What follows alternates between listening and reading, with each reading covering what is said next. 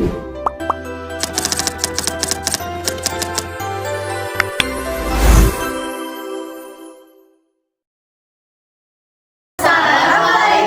warahmatullahi wabarakatuh. Perkenalkan, saya Putri Andina Saraswati. Saya Nurmalita Anggraini. Saya Nurenalisa Nabila. Saya Nurjeni Sari Ismail. Saya Kristasia Salmanda. Saya Rizky Ramanur Kolis. Ini adalah hasil diskusi dari kelompok kami. Terima kasih. Selamat menyaksikan. Baik teman-teman, saya akan menjelaskan berdasarkan pengalaman saya ketika berada di lingkungan sekolah. Apakah yang dapat saya banggakan terhadap sekolah yang pernah saya tempati? Saya selama bersekolah di SMA Negeri 1 Pengasih, ada banyak hal yang membuat saya bangga terhadap sekolah saya, di mana sekolah tersebut selalu memberikan ruang dan kesempatan kepada setiap murid untuk mengembangkan bakat, minat, serta potensi yang dimiliki. Respon saya terhadap SMA Negeri 1 Pengasih yaitu saya merasa puas dengan iklim dan kondisi di sekolah saya karena lingkungan sekolah mampu menciptakan suasana belajar yang nyaman, aman, dan mendukung perkembangan setiap murid. Sering terjadi konflik di sekolah saya. Selama saya bersekolah, konflik di lingkungan sekolah tergolong jarang terjadi. Apabila pernah muncul suatu permasalahan, pihak sekolah telah memiliki aturan serta prosedur yang jelas untuk menyelesaikannya. Secara bijaksana, kita sekolah yang harmonis, saling mendukung, serta mampu mendorong seluruh warga sekolah untuk terus berkembang dan berprestasi bersama-sama. Demikian paparan materi yang saya sampaikan. Apabila teman-teman semuanya ada pertanyaan, boleh disampaikan, akan saya jawab. Baik, saya izin bertanya. Ya, baik, terima kasih atas keberaniannya. Silakan untuk saudara Kolis untuk menyampaikan pertanyaannya. Saya Baik. bersiap. Ya, terima kasih Krista atas kesempatannya. Saya akan bertanya, pernahkah kamu terlibat ataupun menemukan sebuah kasus pertengkaran antar siswa dan bagaimana penyelesaian yang dilakukan? Terima kasih atas pertanyaannya. Saya akan menjelaskan apakah saya pernah mengalami kalau di sekolah saya waktu kelas 10 saya itu pernah mengalami kejadian di kelas di mana teman saya itu pernah terbuli menggunakan kata-kata sama teman-temannya itu dengan sebutan bapaknya. Kan itu biasa terjadi di sekolah dasar. Nah, ini terjadi di sekolah menengah atas, tepat dan sesuai. Nah, dia tidak langsung memanggil satu kelompok yang merundung atau membuli itu untuk masuk ke BK, tapi secara keseluruhan yaitu kita semuanya itu untuk menyampaikan pendapatnya. Akhirnya akan tahu sendiri, oh ternyata dia itu tidak nyaman ketika dipanggil sebutan nama bapaknya. Baik, di sini kami akan mempresentasikan hasil diskusi kelompok kami, yaitu pada topik 2, pada lembar kerja 2.2, yaitu menganalisis sebuah kasus. Nah, di sini terdapat suatu kasus yang mana salah satu murid itu kehilangan amplop yang seharusnya amplop tersebut dibayar untuk membayar SPP. Nah, semua murid digeledah sakunya dan terdapat salah satu murid yang tampak pucat. Bapak Ibu setuju dengan keputusan dan sikap yang diambil oleh guru itu? Setuju dengan sikap yang diambil oleh guru pada kasus di atas. Karena guru telah berusaha menyelesaikan permasalahan tanpa langsung menuduh salah satu murid. Di sini guru tadi sudah mengecek semua, jadi tidak langsung menuduh. Nah, setelah amplop ditemukan, guru tidak memarahi murid yang mengambil amplop tersebut, akan tetapi memberikan nasihat secara pribadi supaya tidak mengulangi perbuatannya lagi. Sikap tersebut telah menunjukkan bahwa guru mampu mengendalikan emosi dan tetap tenang meskipun berada dalam situasi yang sulit.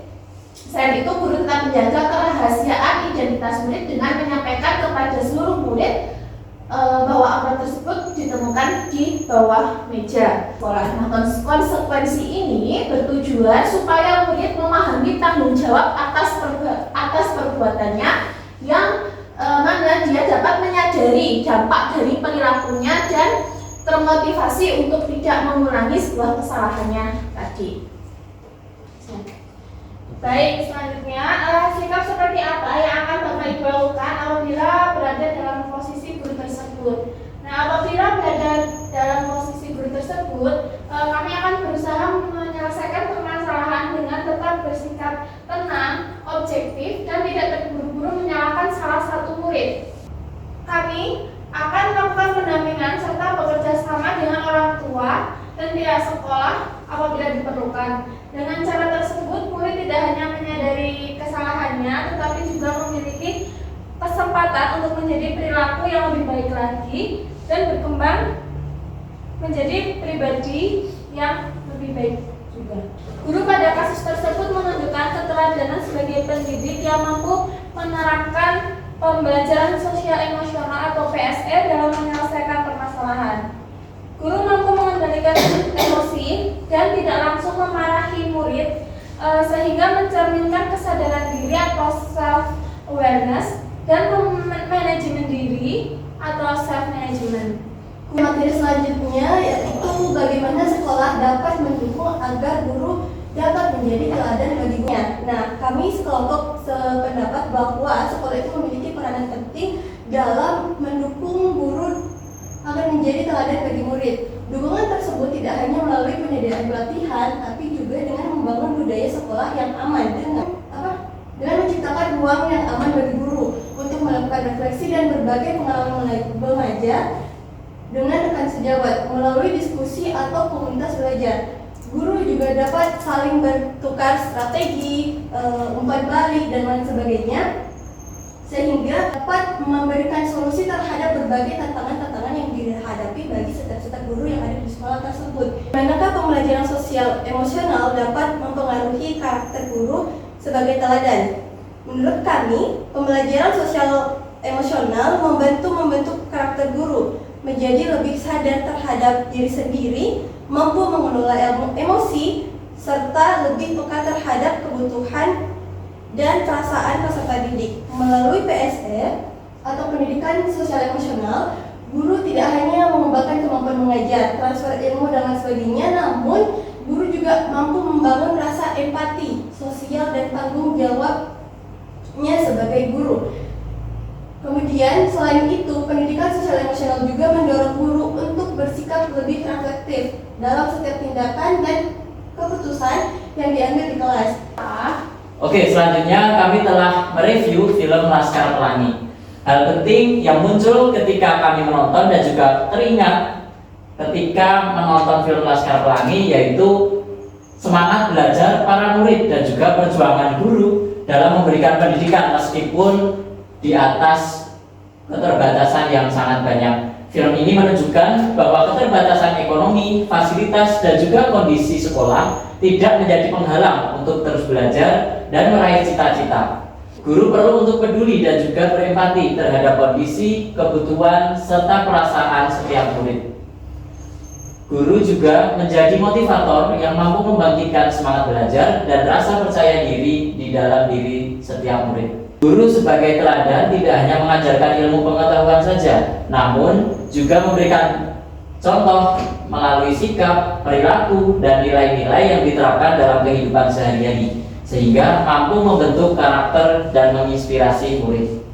Baik, untuk yang selanjutnya yaitu sampaikan hal apa saja yang bisa Anda pelajari dari peristiwa pada kedua film tersebut. Nah, yang pertama yaitu kami menganalisis tentang film Negeri 5 Menara. Di sini dalam film Negeri 5 Menara, para guru sebagai agen perubahan terlihat ketika tokoh guru di pondok Madani yang tidak hanya mengajarkan ilmu pengetahuan saja, tetapi penanaman nilai karakter, kemudian memberikan motivasi, serta menjadi contoh nyata bagi murid-muridnya. Guru memiliki peran penting dalam membimbing sosial emosional, kemudian membantu murid mengelola rasa kecewa, membangun rasa percaya diri, dan menumbuhkan semangat pantang menyerah. Nah, ada pun perilaku-perilaku dalam pembelajaran sosial emosional yang terlihat dari film Negeri 5 Menara. Yang pertama yaitu terlihat pada kesadaran diri. Pada aspek kesadaran diri ini, murid belajar menggali perasaan dan potensinya. Nah, hal ini itu terlihat ketika tokoh Arif dalam film ini yang awalnya itu kecewa karena harus masuk ke pesantren, namun kemudian menyadari potensi dirinya dan menerima bahwa pesantren itu dapat membentuk masa depannya. Kemudian aspek yang kedua yang terdapat di film ini yaitu pengelolaan diri. Di sini guru menanamkan disiplin dan ketekunan sehingga murid itu belajar untuk mengelola dirinya dengan baik. Nah, dalam film ini itu terlihat dari kehidupan di pondok Madani yang menuntut disiplin, kemudian yang melihat pada anak-anak itu mengikuti jadwal pembelajaran, kemudian ibadah dan aktivitas harian lainnya. Dapat tercipta suasana sekolah yang aman, kemudian nyaman dan berorientasi pada pembentukan karakter serta prestasi.